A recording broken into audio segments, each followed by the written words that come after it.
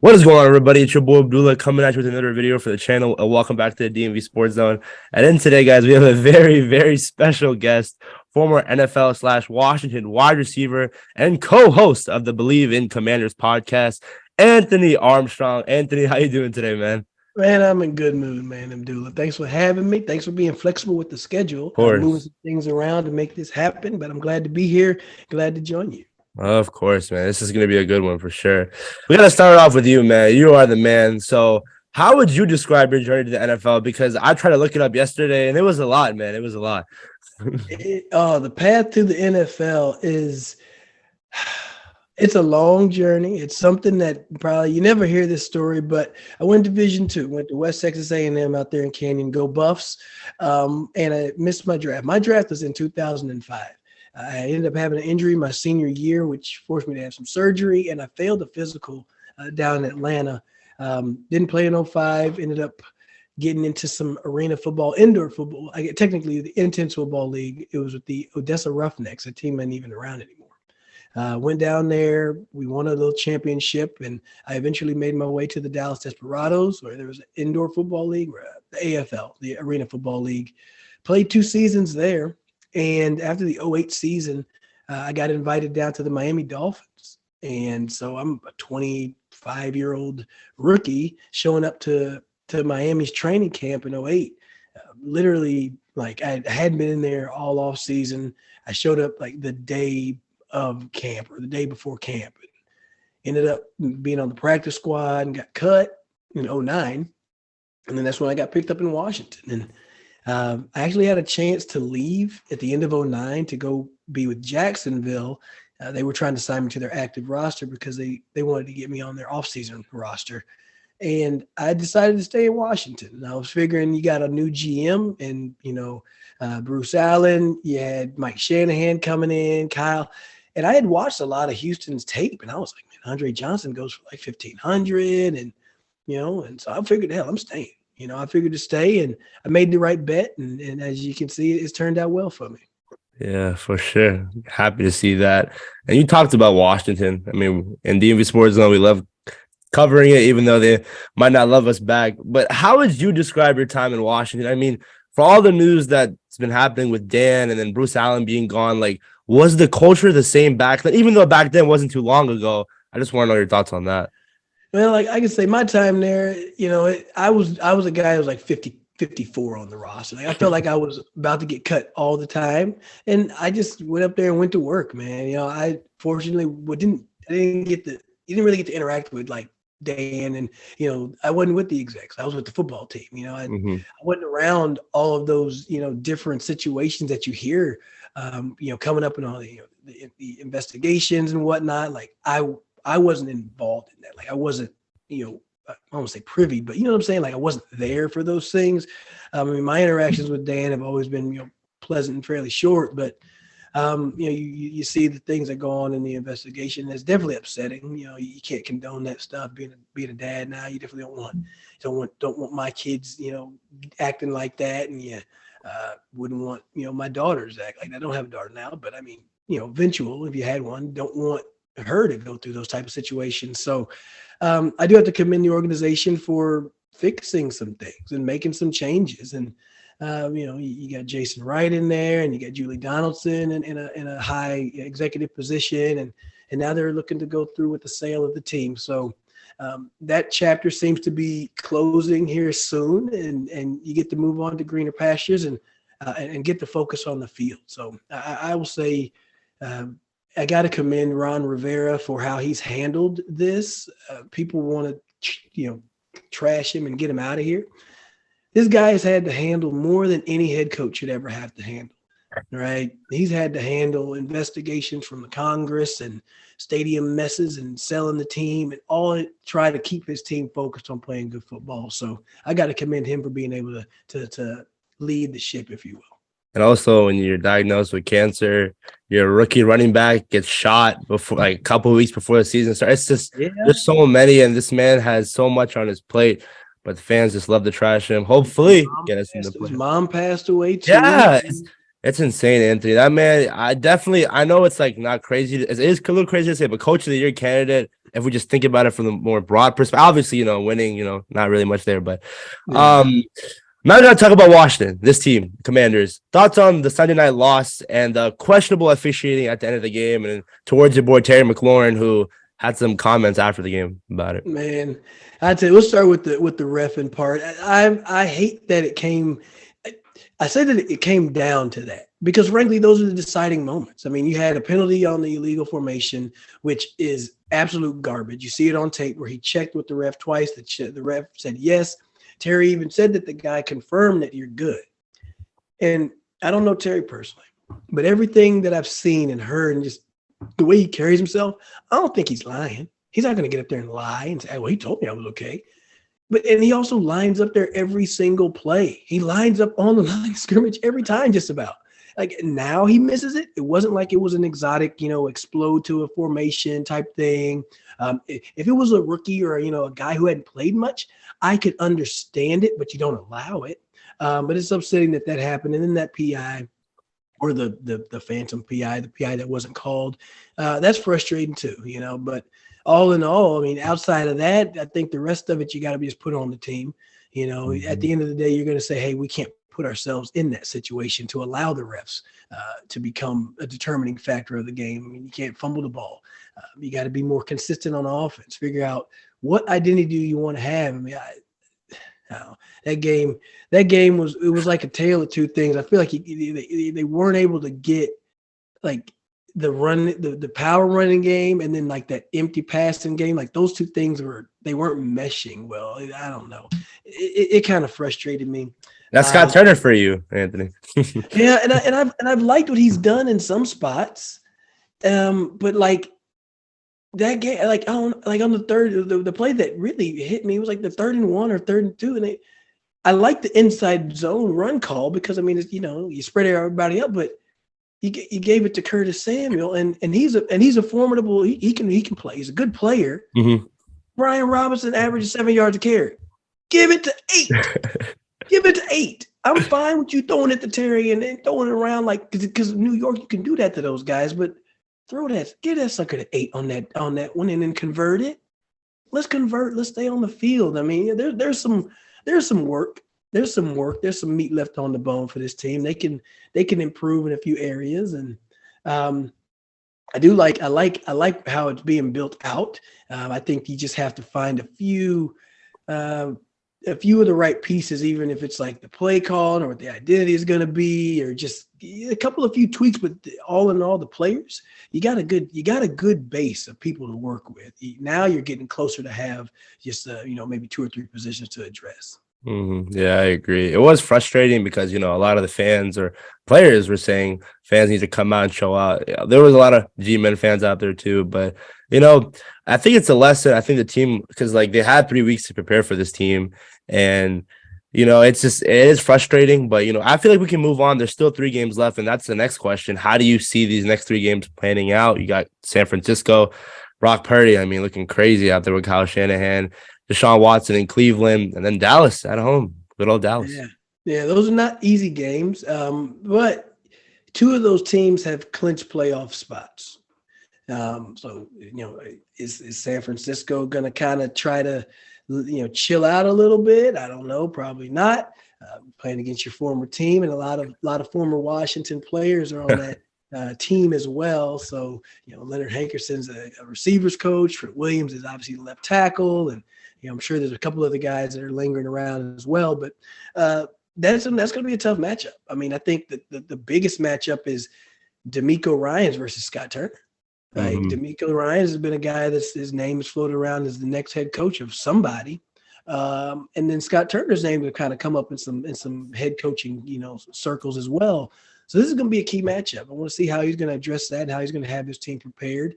Going against Cleveland, another, they haven't really hit a good stride with Watson yet, but a lot of talented players. I mean, Chubb and Garrett, and there's just a lot of firepower over there. So that's a sneaky one. And then that final one against Dallas, that hopefully, maybe Dallas is saying, hey, we're going to sit some players. We're only going to play them for a half or something like that. But on the flip side, it's a rivalry game, So yeah, it's like, it doesn't sit right to me to say I'm not going to play my team, my starters in a rivalry game, you know. So the way these 3 games could go, obviously the worst case is I lose them all, right? The Yeah. worst case, lose them all. I mean, ideally you try to get them all, obviously, but 2-1, maybe, you know. But this first one is a tough one. And we were talking on my show with Brian, my co-host Brian Murphy. He was doing the numbers on his one website, and if Washington loses and Detroit wins, then Washington's percentage to get to the playoffs drops all the way to 13%. Wow. Yeah, Hey. it's a big drop, and Detroit they're 7-7 now, so barely behind Washington because Washington has that tie, but they beat Washington head to head. But their last 3 games are the Panthers, the Packers are the last game, and I literally just had that other one up. It's another easier team, if you will, because they could very well go 3-0. Like I'm pulling up right here. The Bears. They got the Panthers, the Bears, and the Lions and the Packers to finish it out. So, you know, frankly, those are a couple, you know, at least 2 of those teams you would think Detroit might be able to find a way to win. So, you know, all Washington can do is focus on theirs. If they win, if they find a way to win out, then I think they make it in. But they definitely can't lose 2 of them. Yeah, definitely. We're gonna have to see is now talk about quarterback 1, Taylor Heineke. I want your thoughts on him. I mean, you bring in Carson Wentz for next year. Fans want Sam Howell. There's some fans want to draft the guy. Some fans want to wait for Caleb Williams. It seems to me, Anthony, as much as I've been a fan, it's always about next year's draft. Who's the quarterback? It sucks. And even your time in Washington, you didn't really have a stable QB1. What is your thoughts on the quarterback 1 situation? It is definitely always been worrying about somebody else coming up down the line. You know, let's tank so we can get so and so. Tanking doesn't improve the culture of an organization. It doesn't improve, like, team players don't want to be on teams that tank. Okay, they don't want to be drafted first. You want to be in the playoffs. You want to play for something. And I think now you're building this team out to where the quarterback is going to eventually be one position that you need to address. And I think that's the way that they should have addressed it before. We go way back to that trade. I didn't think they needed to make a trade. I felt like the national media and the local media and the fans and the Twitters and everybody forced Washington's hand to go and trade for everybody. Go and try to make a trade. He's like, we're going to call all 32 teams. You had to do all that. I would have said, we're going to build this team the right way. We're going to put in the right pieces, and we're going to roll with what we got. That way, if everything else is built, then you can say, now we need to fix quarterback. If you bring in the best quarterback, you name any other best quarterback. If you brought Patrick Mahomes over here, I don't think he'd have turned this whole thing around. I think there's more to it because you got to at least have an O-line to keep people up. O-line's been, I think they had like 9 or 10 different combinations. People have been hurt. There's people in and out. Like, it doesn't matter who your quarterback is if he can't stay upright, right? So maybe that money that went to Carson definitely could have went to working on the offensive line. So my thought, that's kind of the overall look at the team. My thoughts on Taylor, you see what he is. You see what he is. He's been on our show, and he's a good guy. I'm a fan of Taylor Heineke. I respect his game. I respect his path to the NFL. But he is what he is. We know he's going to put the ball in some risky spots here and there, but we also know he's going to make some plays. The thing that he has that nobody can measure, and you can't even figure out, like, there's no measurable for it, is that he has that it factor amongst his teammates. And if you have a guy that can just get a little bit more juice out of everybody, you kind of have to roll with that guy over somebody else that's a little bit even. You know, you've seen the way that this team has performed with him. And you'd heard how Terry was just going on and on after that first Philly game, or the second Philly game, I should say, when they beat him. So, I mean, he has something. He has something. Like you can tell, like when he gets up and he's like pointing for the first down and he's got his chains on the plane. Like you could tell, like they love this guy. They love to play with this guy. They love to have him on the field, have him on the team. Now, ultimately, you just got to have better quarterback play. Better quarterback play. That's it. It's more consistent. Get a little better play call. It's a group effort. You know, it's a group effort. And yeah, if it comes down to the point where, you know, one of these other quarterbacks comes around or as a draft pick type thing, they'll address it when they need to. I mean, Taylor's 29. He's 29. He knows that he's not going to be like the franchise guy for the next 10 years. Like he knows that, but he still puts good stuff on tape here and there. And I like the guy. I really do. I really do. I don't think that they needed to trade for Carson Wentz. And then when they did make the trade, I wanted them to do a quarterback competition, just to let it be settled on the field, rather than hand it over. So I don't know. I think it'll be okay. Focus on building the team out. There'll come a point to where they're going to have to address the quarterback, and then the right person will be there, rather than you trying to force somebody in and then trying to work around it. But right now, listen to what Terry McLaurin says. Terry wants 4, let 4 ride. You got to listen to Terry, because if you're not listening to Terry, you're doing something wrong. But speaking of Terry, your thoughts on the wide receiver room? I mean, Jahan Dotson, what a game on Sunday night. Curtis Samuel's still shifty. I remember a lot of guys were calling him out after the whole last year of, is he playing, is he not?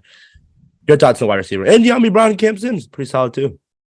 Oh man, they have a lot of similar players.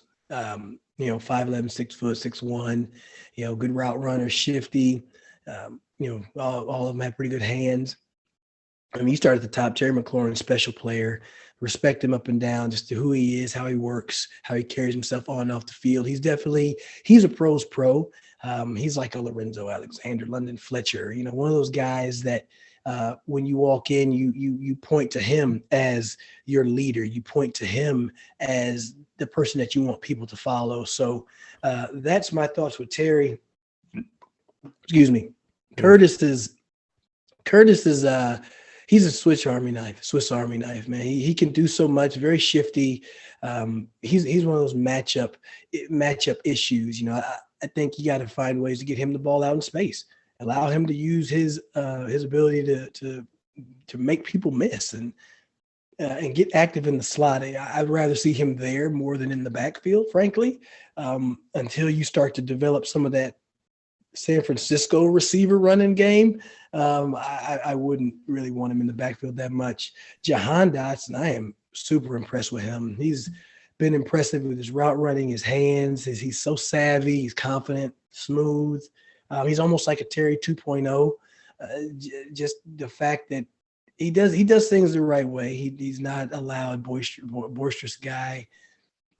That pass where he went up over the DB's head to make that catch, he kind of looked like me back in the day. Gotta plug that in, man. But he had to do a little wink. But no, I was impressed. I was like, man, the guy makes plays. He goes over the top of people. He wins in the red zone. He does a lot. And he's a smart player too, very heady. De'Ami Brown. He's a guy that I want to see get more opportunities. And the tough part is that he has three guys ahead of him that are gonna play. I mean, they're all have been paid and they're all gonna be there. But De'Ami can definitely stretch the field. He's gonna bring that value there. And it just gets tough being number 4, where already one of your base offensive sets is 2 tight ends and trying to be a power running game. And Cam Sims. He's a guy, he brings that height. I would like to see some more of him just because he brings some of that height and that physical presence. Because when you have smaller receivers, either you got to create separation from the DB up there, but if they can get physical and get into you, they're not going to throw the flag on the PI apparently, but you have a tendency to get bodied around a little bit more. I mean, if you look at like a Mike Evans, where he can just reach his hands out and he has long wingspan, he can catch the ball with the DB draped on his back, or Mike Williams over there in San Diego, those type of guys. Sometimes having a big body receiver is helpful for your quarterback to be able to throw it and say, I'm going to trust you to make this catch. Mm-hmm. Well, before we move on to the coaching staff, I want you to give me your top 5 in the league right now. And receiver? Yep. Man, I tell you, shoot, I'm going. This will be in not any particular order, but these are some names that are really making some moves. Stephon Diggs, he's ridiculous. His route running and the matchup with his quarterback are match made in heaven. I mean, that's magical what they got going on. He can run all the routes. He's got some speed. He's very creative with his routes, and Shout out to the McDermott letting him do that, letting him be a little bit more creative in how he does his things. So him, you got to look at Justin Jefferson. I mean, that kid's been finding ways to get active. And I think a lot of that is, Kevin O'Connell does a good job of putting them in a position to make everything look the same. And then taking advantage of some simple throws. Saw a play like he lines up, inside the numbers and he runs a go from there. He runs out from there. He can run a post from there. And DBs don't know what you're going to do. So you got to give Justin Jefferson some love. He's obviously had an awesome season. Tyreek Hill's another guy. Tyreek Hill, I'm not saying he's 3, but he'd probably be a little bit higher because he's been doing it for a really long time. But for him to show up in Miami and still have the success that you could say maybe even more success in a different way. He's a special player. And you give some love to Mike McDaniel to find ways to get him the ball without making Tua throw it 70 yards downfield. He's really done a good job of getting the most out of his players. Who else? Let's see. Another guy. These are all like Devontae. I don't know if you put. Well, no, I like Devontae. The frustrating. I mean, he's an awesome route runner. Yeah, Devontae. He's up there with Stephon with the routes, and now especially, they're basically like we're throwing it to 17. Like there's nothing you can do about it. He's going to make his way. He's a special player too. I mean, there's so many. Like CeeDee Lamb had a hell of a game against Jacksonville, and he's got great run after the catch and has made some great being able to be aggressive to the ball. Who else, man? Jamar Chase is another guy. Like the league is in good shape. Yeah. I could list 10 for a top 5 and you could be like, yeah, I can see that. Like Jamar Chase has continued to do it. And I'm a guy where I like to see somebody have some longevity to it. Where like, speaking of myself, I jump on the scene to have a lot of yards. And didn't have much the next season. So, crown me king the first year, but the second year you take my crown. But you paved the way for these guys, Anthony. If you think about it. Yeah, you damn right. I showed them what to do. I wore 13 before Odell. No, and I'm still a fan of like Keenan Allen. I think he's an awesome route runner. Jalen Waddle's another young guy who's up and coming. Amari Cooper is a guy that gets very little love, but he's so consistent. He's a guy that that if you have him out there, he's going to be a consistent player. May not do a whole bunch after the catch, but he's a consistent player. Yeah. The receiver core is just crazy. The talent, I mean, we haven't seen this in such a long time. And now we transition back to the coaching staff. We talked about it. If they do make the playoffs, they lose. If they don't make the playoffs, what are your thoughts on this coaching staff? Does it really matter if Scott Turner and Ron and Coach Dr. Rio, if they make it and lose out first game? What is your thoughts on that? Well, shoot. I feel like the temperature is to think that you need to make a change at head coach. If something, if the team, they don't make the playoffs or whatever. Some people are thinking, Scott Turner could be up for head coaching jobs down the line. But you got people like D'Amico Ryans, who's probably going to be he's going to be a head coach for somebody this upcoming season. So, he could be in Washington, right? I will say first and foremost, you got to keep Ron Rivera in the building. Yep. I can say he doesn't necessarily have to be the coach. I would put him in a position higher up to maintain and just continue to be that steady that steady force that has guided this team through these storms that they've gone through. You have to commend the guy for that. No other coach, and we already talked about it earlier, no other coach had to deal with that type of stuff. So I think his presence in the building is huge. I think on the field, you could use a younger-minded head coach. I mean, I'd like to see, maybe I'd love to see D'Amico Ryans come in there, take a talented defense and then turn that up a notch. I'd love to see that. I'd love to see, maybe there's another young up-and-coming offensive coordinator that somebody can go and grab and tie him in there. So I'm sure D'Amico knows a guy, so there probably needs to be some shifting. There probably needs to be some shifting. I think the offensive performance has been just a little too inconsistent for me. They haven't found that set identity, but there's also been a lot of moving pieces. So whatever you do at head coach, keep Ron Rivera in the building. He deserves to be in the building. I think the team needs him in the building. I agree. Definitely a leader of men, 1000%. I want to end it off with second to last question. Chase Young. Anthony, I mean, you know injuries, you know how they are. Is it more of a mental thing now, or is it the team just not having confidence in him playing back? And the fan base, if he comes back these last 3 games and doesn't perform, you know how they'll react. And I understand, like, they don't want to make that same mistake they did not too long ago where they rushed their second overall pick back into injury. So I don't No. know. Your thoughts on him? Well, I can say this first and foremost. I've been on my show and talking to everybody about it. I've trusted the way that the team has handled injuries this year. We go back to training camp with Curtis Samuel. Everybody was complaining that he hadn't practiced more than 2 days in a row. And I said, guys, be patient because the guy's coming from soft tissue injuries and you don't want to overload him in training camp. And he's been healthy. He's been healthy, guy. What do you know? They took care of it. And I think the same thing with Chase. You know, it's been a year and I've been wanting him to return. But now I would have to say that maybe it is just a little bit of a mental hurdle to get past. And I've never torn an ACL, but I pulled hamstrings. And being a fast person, I need my hamstrings to Of run course. fast. And if I feel a twinge, if I feel like something is off, I'm not going to be confident to run and I'm not going to be effective. So maybe he just doesn't feel all the way confident in doing some of the things that he can do. Maybe he's only 2/3 of the way there.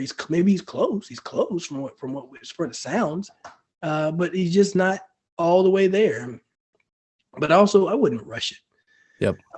Now, mind you, I would love to see Chase Young play. I would love to, but I also don't want to rush it. Like if he ain't ready, that's fine. And I've been thinking like, okay, you're playing against you're on turf, and you got rainy game against Atlanta, and then I thought he was going to come back this game against New York, but then now you're upcoming. You got San Francisco after a long flight, short week. It's tough to say that he'd play that game because that knee could swell up. Hopefully it doesn't swell up or anything on that flight. And that's a hell of a running attack to have to put your guy in. The one thing I've been looking for, Abdullah, I want them to put Chase Young when he's ready, obviously, on a pitch count. Just say, hey, yeah, definitely. You're going to play on third and 7 and longer, where it's a pretty sure it's going to be a passing down. That way you can just pin your ears back and just use your speed and confidently just get out there and know that's what you got to deal with. Instead of having him be out there first down, have to deal with somebody, cut blocking him, because that's what's going to happen. Somebody's going to cut block him the very first time he comes in there to see if he's mentally ready to take that. Doesn't mean he can be completely healthy, but they're going to test it. That's what you do in the league. I want to see if you're going to actually be healthy enough or mentally ready enough to deal with what's going to happen all day long. So, yeah. Yeah. No, I agree. I think it's mental. If the weird scenarios where if Washington loses and they, their percentages to get into the playoffs drops way down, maybe you just consider go ahead and sitting them down and leaving it alone for the year because there may not be too much else to gain. But if you have playoffs in your sights, I think you got to keep him ready. But right now it's just like if he plays, awesome. If he doesn't, no big deal. Yeah, I agree. You got to make sure. I mean, he is the franchise guy, second overall pick. And I think it's just go ahead. Do not talk about trading this man. Don't talk about trading this man. Don't put it in no. I'm not going to make him a material item. I'm not going to make him a possession. I'm just going to trade him because it's like you look at something that's broken. You look at your technology. This is broken. I'm just going to get it out of here. We ain't going to do that. Yeah. The guy's coming off of a major injury. You got to get some confidence back in there to play. Exactly. Just can't repeat those same mistakes we've had in the past, Anthony. But we talked about him being the franchise guy. I want to talk about you because we got to do that before we end this. Favorite play in your career? I know I can recall 2 where it was against Green Bay at FedEx. You mossed a dude, 50-yard bomb. And there was also another play when we were at Seattle and it was pass interference. I forgot who the guy was guarding you, but you still got a touchdown from Brandon Browner for Rex Grossman. I mean, right there. Oh, there it is. I didn't even see it. Oh, yeah, it's up on the wall. I got it over my head. I would say those are both 1 and 2. The Green Bay play was my first touchdown, right? So that was my first regular season touchdown. I think it was my first game I got to start 10-10-10. big play. You know, they eventually won the Super Bowl, and like the place erupted. The energy on it. I mean, shoot, my face was on NFL.com, and you hear the play call. Like that one was pretty special. The game against the one against Seattle, that one was special. That one was special more because it was a big FU to basically the coaching staff, because at that point, like I wasn't playing much and nobody explained to me why, and I was pretty upset. And that was out of like, I probably played like 5 plays in that game, and 4 of them were on special teams. And Rex Grossman got in the huddle, and he was like, double stem go, and he looked up at me, and he looks at you, that means he's throwing you the rock. and Rex is gonna throw it regardless. And I knew he was gonna throw me that ball, and I was like, I'm gonna make this catch. And it's gonna be a big old forget you to the coaching staff for sitting me down, like you trying to hold me down, but I'm gonna still eat. And it also felt good to actually make that stadium shut up.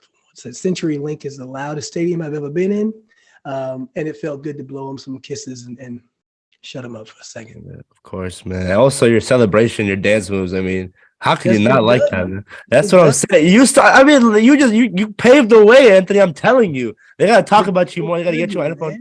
They gotta get you more on NFL Network. Thank you, man. That's what I'm talking about. Write them a letter, Abdullah. Let them know. I mean, dude, you have more credibility than me, but I'll try my best to push out the Anthony Armstrong deserves to be on NFL Network agenda. But I'm pretty sure that's pretty much it. Thanks again, Anthony. Before we're out, do you want to plug in your stuff in your podcast? Absolutely, man. Appreciate you having me, Abdullah. Y'all check me out on the Believe in Commanders podcast. It's on all your streaming platforms. We just taped one earlier today, so you'll be able to hear it either later today or tomorrow. And then, hit me up on Twitter, Mr. Armstrong 13, or Instagram, really, Rated Armstrong over there. So I don't post as much over there as I need to, but Twitter is a good spot, Mr. Armstrong 13. Mm-hmm. He responded to DMs. He responded to mine, and that's why we're here right now. Yes, indeed. And matter of fact, if you in Dallas and you need to buy a house, sell a house, hit me up. Gotcha, man. NFL player, real estate agent. This man can do it all.